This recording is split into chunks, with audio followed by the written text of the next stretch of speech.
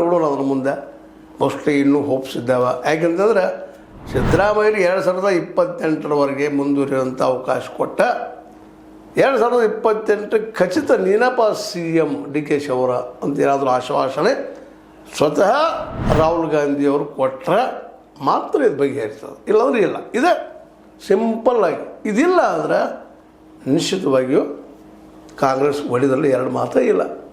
ಯಾಕಂದರೆ ಸಿದ್ದರಾಮಯ್ಯರ ಸ್ವಭಾವ ನೋಡಿದವರು ಎಲ್ಲರಿಗೂ ಗೊತ್ತದ.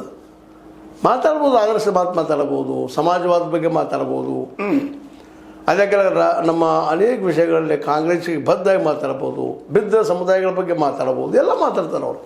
ಆದರೆ ಅಧಿಕಾರ ವಿಷಯ ಬಂದಾಗ ಮತ್ತು ಸಿದ್ದರಾಮಯ್ಯ ಆಗ್ಬೇಕು ಅನ್ನೂ ಅವರೆಲ್ಲ. ಅದಕ್ಕಾಗಿ ಮತ್ತು 2028ರಲ್ಲಿ ಮತ್ತು ನಾನು CM ಅಂತಂದರೆ ಹಿಡಿದು ಯಾರನ್ನ ಅಂತ DK ಶಿವರಿಗೆ ಇರ್ತಿರೋ ದೊಡ್ಡ ಸಮಸ್ಯೆ ಇದು. ಈಗಾಗಲೇ ಒಮ್ಮಿಟ್ಟು ಹಲವು ಸಲ ಅಂದಿದ್ದಾರೆ ಅವರು ಅದನ್ನು.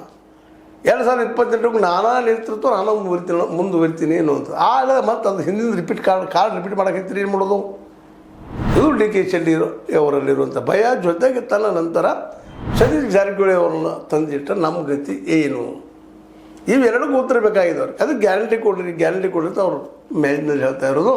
ಮತ್ತು ಈಗ ಒಪ್ಪಿದ್ರು ಅವರು 2022 ತನಕ ಮೌನ ವಹಿಸ್ಬೇಕಂತ ಮಾಡಿದ್ರು. ಇದೆಲ್ಲ ಗದ್ದಲ ಎದಕ್ಕೆ ಶುರು ಆಯ್ತಂದ್ರೆ ಆ ಮಹಾಶ್ರೀ ಯತೀಂದ್ರ ಅವರಿಂದ. ಯತೀಂದ್ರ ಯಾವ ಸಂದರ್ಭದಲ್ಲಿ ಅಪ್ಪನಿಗೆ 5 ವರ್ಷ ಅಂದರು, ಅವರು ಹಠಕ್ಕೆ ಬಿದ್ದುಬಿಟ್ಟಿದ್ದಾರೆ ಇವತ್ತು. ಹೀಗಾಗಿ ಕಾಂಗ್ರೆಸ್ ಒಡೆಯುವ ಹಂತಕ್ಕೆ ಬಂದಿರ್ತದೆ. ಅದಕ್ಕೆ ಪರಿಹಾರ ಒಂದು 2028ರವರೆಗೆ ಸಿದ್ದರಾಮಯ್ಯನವರು, ನಂತರ ನಿಶ್ಚಿತವಾಗಿ DK ಶಿವಕುಮಾರ್ ಮುಖ್ಯಮಂತ್ರಿ ನಾವು ಆರಿಸಿ ಬಂದ್ರೆ, ಮತ್ತು ಆರಿಸಿ ಇಬ್ಬರು ಕೂಡಿ ನಿಂತರಪ್ಪ, ಆರಿಸಿ ಬಂದೇ ಬರ್ತಾರೆ. ಯಾಕೆ ಬರ್ತಾರೆ ಅಂತ ಕಾನ್ಫಿಡೆಂಟಾಗಿ ಹೇಳಬೇಕಾಗಿದ್ರೆ BJP ಮತ್ತು JDSನಲ್ಲೇ ಹೊಂದಾಣಿಕೆ ಇಲ್ಲ. ನಾವು ಸಪ್ರೇಟ್ ಹೋಗ್ತೀವಿ ಅನ್ನೋಂಥ ಪರಿಸ್ಥಿತಿ ಅದ. ಮತ್ತು ಮೊದಲಿನಷ್ಟು ಇವತ್ತು JDS